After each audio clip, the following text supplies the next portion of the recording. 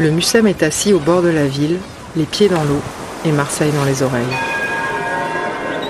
Tout autour du musée, Elle a pris des couleurs. des lieux, des personnages et surtout des histoires. Juste là, histoire d'à côté du Mucem. Il n'y a pas d'embrouille, comme on dit, quoi. C'est l'âme de village, franchement. C'est pour l'argent qu'il fait ça. C'est parce qu'il aime ça, il aime côtoyer les gens, il aime... oui. Parce que vraiment, les Pierres Plates, c'était notre plage. Et c'est comme ça depuis la nuit des temps.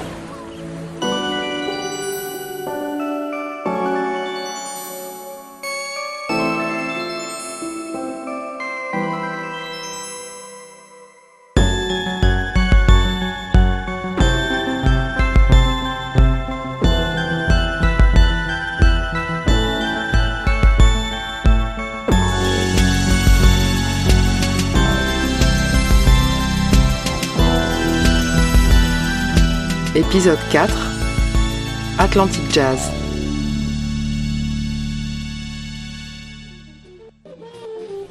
Ce lieu aurait bien pu ne jamais exister si la cafetière du gars n'était pas tombée en panne. Enfin, c'est vraiment la rencontre improbable d'un petit groupe du conservatoire qui arrive par hasard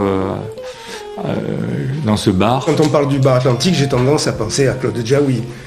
Puisque le bar, c'était le sien depuis 1961 ou 62.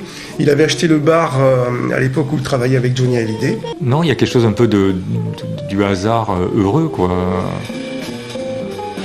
Les gens savaient que c'était quelqu'un qui avait une dimension particulière par rapport à l'histoire musicale de la ville, et en particulier de ce quartier. Je m'appelle Claude Vesco, je suis né en 1950 à Marseille, dans le quartier du Panier. Je suis guitariste de jazz. Claude a choisi de reprendre le bar lui-même. Et puis au bout de quelques années, comme il s'ennuie un peu quand même dans la journée, il a cette idée particulière de créer un bœuf le samedi soir dans le bar. Alors c'est un bar c'est vraiment un bar de quartier, hein, donc, peu à peu l'information se répand dans la ville qu'il y a le samedi soir de la musique dans ce bar. Voilà. Et petit à petit, donc, le bœuf du samedi soir devient un lieu de rendez-vous et la récurrence de ces séances, la régularité et puis la personnalité de Claude Djaoui, très solaire, très ouvert, un personnage hors du commun, donc font que finalement le bar Atlantique, ça devient un spot culturel de Marseille. Moi, je voulais juste rencontrer des musiciens de jazz parce que je savais pas où on rencontrer, quoi. Donc on m'a dit, si tu veux rencontrer des musiciens de jazz, c'est là. Donc je suis allé là à la source, quoi. Je suis Pierre Fénichet, je suis contrebassiste de jazz marseillais et j'ai commencé en fait ma carrière au bar d'Atlantique de cette manière, qui a été le facteur déclenchant de la suite des opérations de ma carrière, on peut appeler ça comme ça. Et je pense qu'il n'y avait pas l'idée de faire un rendez-vous hebdomadaire avec des musiciens, c'est vraiment arrivé par hasard. En fait, c'est arrivé parce qu'un copain à moi cherchait un café un matin, parce que sa cafetière était en panne, et il est arrivé dans ce café-là, et il a vu quelqu'un qui jouait, je ne sais pas quoi, un morceau de jazz, sur le zinc, à 8h ou 7h30 du matin, je ne sais pas, au milieu de gens de sa clientèle habituelle. Il s'est dit, mais qu'est-ce que c'est cette histoire ? C'est pas normal, un barman qui joue si bien. Et de là qu'ils ont lié d'amitié, et des gens qui étaient avant moi au conservatoire ont commencé à venir jouer. Moi, je l'ai rencontré tout simplement parce que je suis né à 20 mètres du bar. Moi, je suis du Panier, et de la rue des Repentis, angle rue de l'Évêché, au 3e étage, je suis né là-haut. Et quand j'étais ado, je penchais la tête par la fenêtre et je voyais ce type assis sur le trottoir avec une guitare incroyable. Je me demandais ce que c'était une Gibson, bien sûr, 175. Et je l'ai connu comme ça. J'ai découvert qu'il existait un musicien, un guitariste très connu. Un jour, je suis allé le voir au bar. à la période où il venait de le reprendre pratiquement. Et on a sympathisé, on s'est reconnus en quelque sorte. Et par la suite, pendant une 12aine d'années, on a souvent joué ensemble en duo de guitare.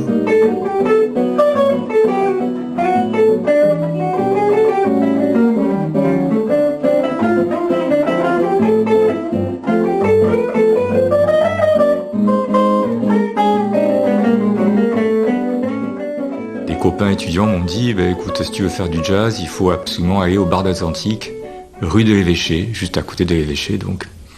Et pointe-toi là-bas et tu verras. Et pendant quelques mois, je me suis pointé pour écouter les musiciens. Et au bout de quelques mois, le patron du bar, qui s'appelait Claude Jaoui, m'a demandé pourquoi j'étais toujours là tous les samedis. J'ai raconté que j'étais musicien, que je voulais faire de la musique. Et il m'a proposé de se joindre à eux. Et de fil en aiguille, j'ai rencontré tous les musiciens qui jouaient à Marseille à l'époque. Vous aviez des musiciens débutants ou confirmés, jeunes ou vieux qui venaient. C'était un public hétéroclite. Vous aviez les gens du quartier. Et puis, vous aviez les gens qui d'ordinaire étaient plutôt pêle-mêle en centre-ville sur le Vieux-Port, qui avaient entendu parler de ce spot et qui venaient aussi passer la soirée là. Alors l'accueil était très très très particulier, très très différent d'un club ou d'un bar normal. Les gens consommaient un peu ce qu'ils voulaient. S'ils ne voulaient pas consommer, ils ne consommaient pas, personne ne leur demandait rien. C'était un bar de quartier. Il n'était pas question de musique toute la semaine, sauf que le patron du bar, Claude Jaoui, était un guitariste, un très bon guitariste, et entre deux pastis et entre deux cafés, il jouait de la musique. Et il a été fédérateur de musiciens qui étaient au conservatoire, et d'autres, d'ailleurs, qui ne l'étaient pas. Et c'est pourquoi Robert Pettinelli, qui était un peu plus âgé que lui, est venu. Robert, c'était un peu la caution du bebop. Robert Pettinelli, c'est quelqu'un pour qui Charlie Parker, c'est la musique de sa génération, quoi. Il y avait une espèce de bienveillance et d'exigence d'une certaine manière, les deux à la fois. Donc il y avait des gens comme moi qui avaient 20 ans, et puis des gens comme lui qui avaient déjà un certain âge. Et il n'y avait pas cette barrière de génération. Et il y a vraiment, c'était un lieu de transmission qui était complètement informel. En fait, ce bar était un bar de quartier toute la semaine, excepté le samedi soir. Et là, il devenait un lieu un peu étrange où il y avait beaucoup de musiciens du conservatoire, des musiciens marseillais. Il y avait les clients habituels. Il y avait des chercheurs de la vieille charité, des anthropologues. Il y avait les flics qui travaillaient en face.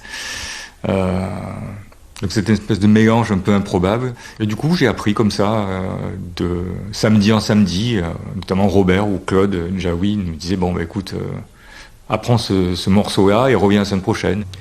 Et ça se terminait parfois de manière complètement inattendue, c'est-à-dire que la famille Jaoui, Clotilde, son épouse, David, son fils, et Claude, donc, amenaient de chez eux une marmite de daube.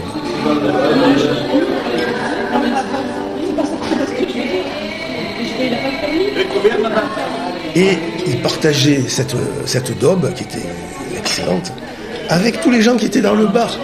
C'est-à-dire que tout le monde pouvait s'asseoir et manger un morceau comme ça pour finir la soirée. Elles sont cuites comment ?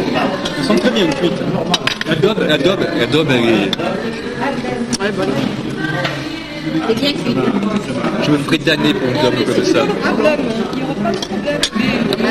T'apprendrais à jouer de la contrebasse.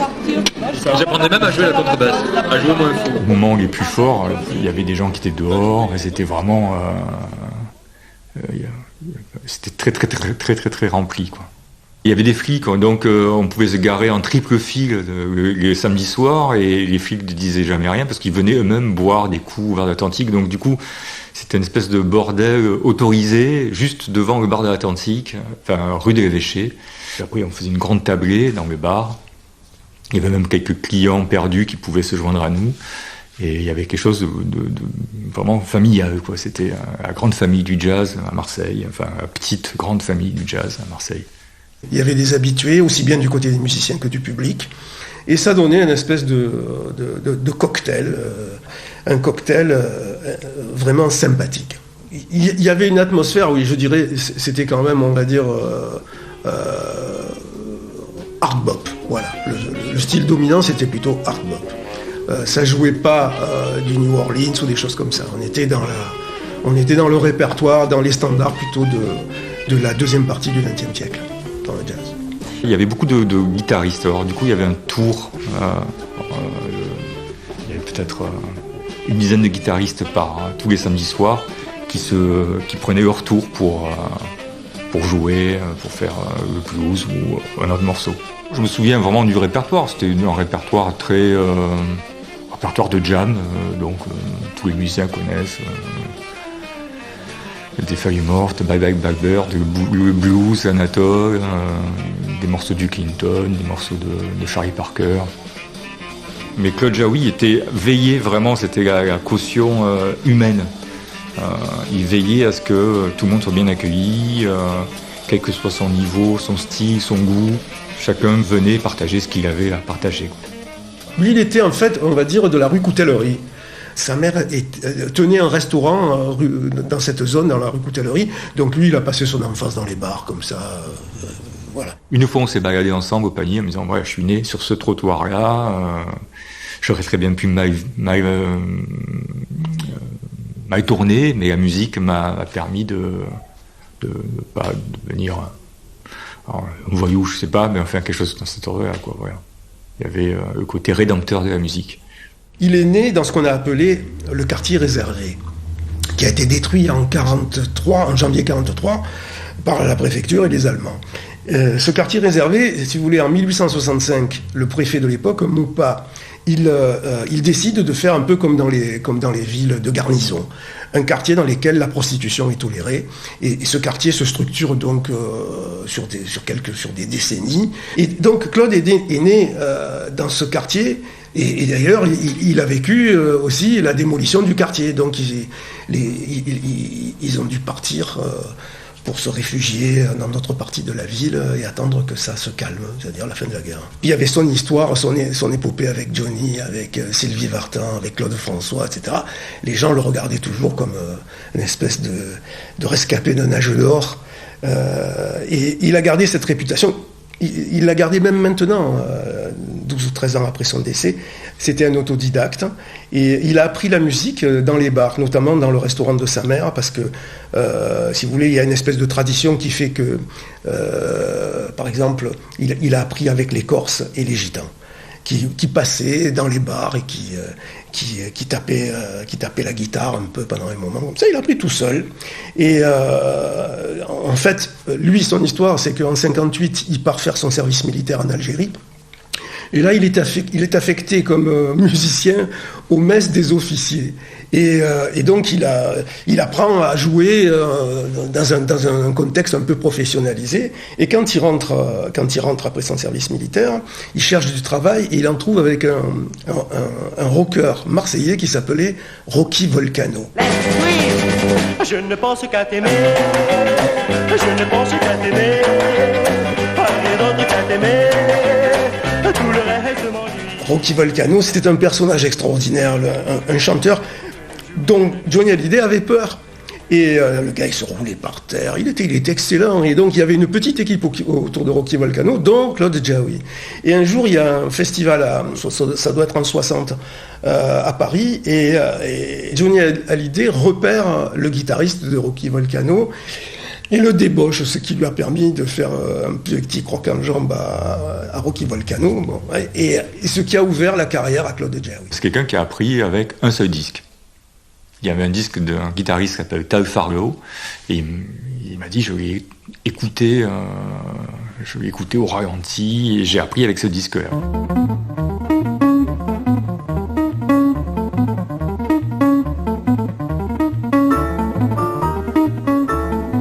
Et après, c'était vraiment un amateur de bossa nova. Il était très très bon là-dessus. incroyable quand il jouait la bossa nova. Claude, il adorait la bossa nova, il adorait le jazz, bien sûr. Notamment, il était très proche de Sacha Distel, qui lui aussi était un vrai guitariste de jazz. Et Claude souvent a remplacé un autre grand guitariste marseillais qui s'appelle Paul Piguilhem, et qui était le guitariste attitré de Sacha Distel. Donc, quand Piguilhem n'était pas libre, Claude le remplaçait, etc.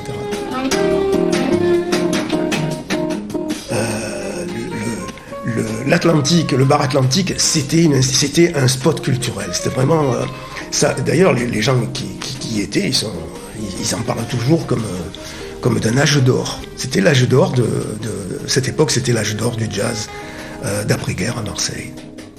Je pense que ça a cimenté quelque chose. Les gens qui étaient là, ont vécu ce petit moment entre parenthèses du samedi soir où on se retrouvait. C'était notre famille du jazz, quoi. Ouais, je crois qu'il y a eu un lien, ça nous a soudés, quoi. Et Jaoui, il a eu sa place en créant ce rendez-vous hebdomadaire et surtout totalement désintéressé. Mais totalement désintéressé. Il s'en foutait qu'il y ait du monde, qu'il y en ait moins, que ça consomme pas. Lui, ce qu'il voulait, c'était avoir des musiciens dans son bar et que ça joue de tous les côtés. Voilà.